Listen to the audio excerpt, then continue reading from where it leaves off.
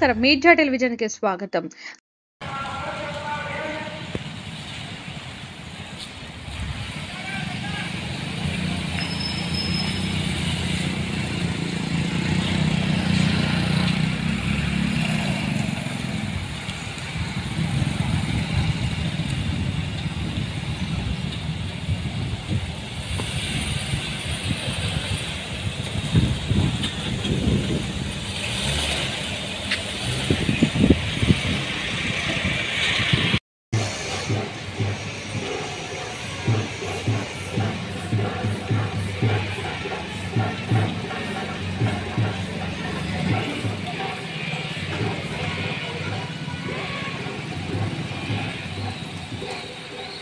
ఒక సనాతన ధర్మాన్ని ఆడపిల్లలను కాపాడుకోవడానికి వచ్చాను.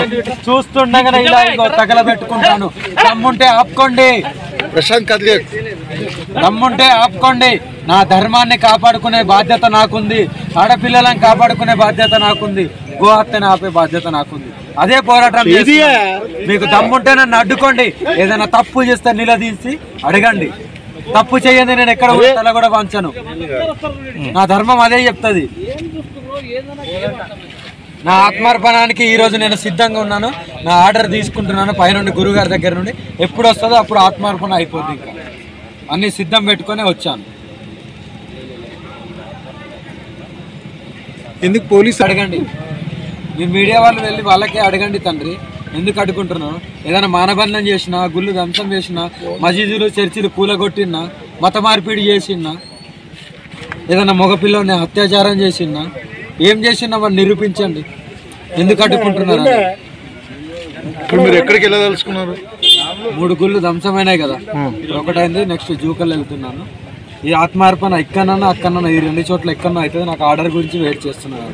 ఎవరు ఇవ్వాలి మీకు ఆర్డర్? మా గురువు గారు. ఎక్కడ ఉంటారు ఆయన? హిమాలయస్, కేదార్నాథ్. అంగాలు కోసి బయటేస్తా, ఎంత దూరమైనా వెళ్తాను. దమ్ముంటే ఆపుకోండి. నేనేం చేయాలనో అదే చేస్తాను.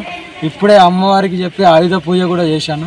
నేను ఎక్కడ ఎవరిని ఏం చేసేది కూడా నాకు కూడా తెలియదు. దమ్ముంటే ఆపుకోండి. ఇన్ని నేను హెచ్చరించినప్పటి నుండి ఇది 6వ గుడి. 6 గుళ్ళు ధ్వంసమైనాయి. ఏం చేస్తుంది ఈ ప్రభుత్వం? ఎందుకు హిందువులందరూ ఒకటి కావట్లేదు? ఒకటి కావాల్సిన అవసరం మనకు ఉంది కదా. మన ధర్మాన్ని మనం కాపాడుకోవాలి, మన ఆడపిల్లలను మనం కాపాడుకోవాలి. గోహత్యను ఆపాలనే కదా ఇంత పోరాటం చేసేది. నా దగ్గరికి వచ్చి నన్ను విమర్శిస్తున్నారు తప్ప ఎందుకు మరి దాడులు జరిగితే ఆపుతలేరు? నా వంతు నేను చేస్తున్నా, మీరు ఎక్కడ చేస్తున్నారు? ఎందుకు అడ్డుకట్టేస్తలేరు? ఎందుకు ఈ ఆలయాలపై దాడులు ఎందుకు జరుగుతున్నాయని మీరు అనుకుంటున్నారు? అంత మత కలవలాలు కావాలనే చేపిస్తున్నారు, కావాలనే చేపిస్తున్నారు. దీని మీద మీరు ఏ విధంగా పోరాడారు? చూపిస్తాను. నేను కుంభమేళకి వెళ్ళి వచ్చిన తర్వాత నేను చూపిస్తాను నేను అంటే ఏందో. అప్పటిదాకా శాంతిగానే ఉంటాను. ఒకవేళ ఇలా ఇంకేమన్నా అడ్డుకున్నారంటే నేనేం చేయాలనో అదే చేస్తాను.